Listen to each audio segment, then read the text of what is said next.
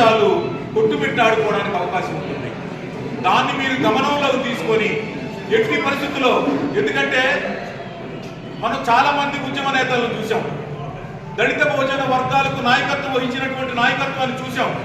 ఎందుకంటే కారంచేడు ఉద్యమాన్ని ఒకసారి గుర్తు చేసుకుంటే కత్తి పద్మారావు లాంటి మహానుభావుల్ని మనం చూసాం.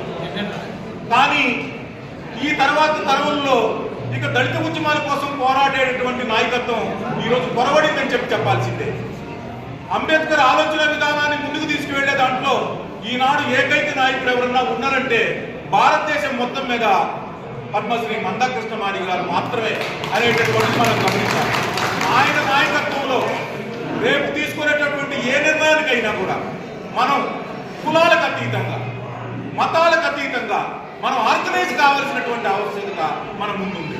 ఎందుకంటే భవిష్యత్ తరాలకు మనం ఏం సంకేతాలు ఇస్తాం?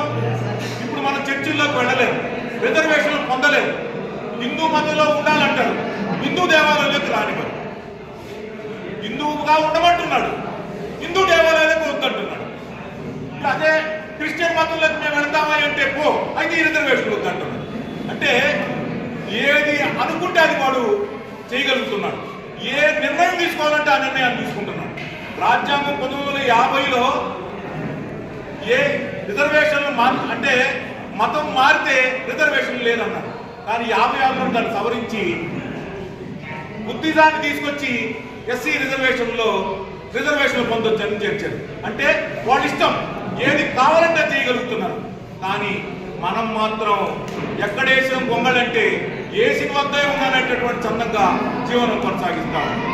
మనం కొండుకొని నిద్రపోతా ఉన్నాం, కొండుకొని ఉన్నటువంటి వాడి కోసిని మేలుకున్న వాడు తీసి పెట్టుకున్నాడు చందంగా.